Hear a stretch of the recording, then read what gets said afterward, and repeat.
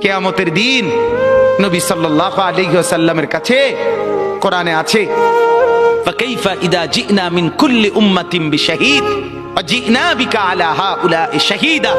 নবীকে বলছে আল্লাহ, বন্ধু আপনার উম্মতের প্রত্যেকের আমলনামা আমি আপনার হাতে দেখাবো, আপনার হাতে,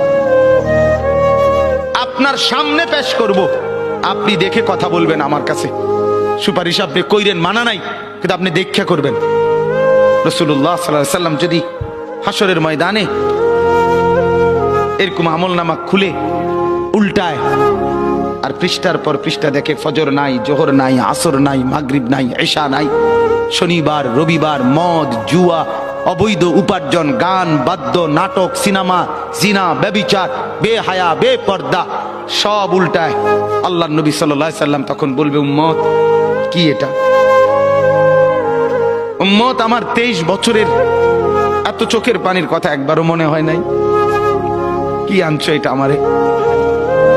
উম্মত তুমি জানো না আমি যে তায়েফের পাথরের আঘাতে পুরা পিঠ চালনির মতো ঝাঁঝরা বানায় ফেলছে আমার? শোনো নাই তুমি? আমারে যে উহুদের ময়দানে দান দান শহীদ করে রক্তাক্ত করছে, তুমি শোনো নাই?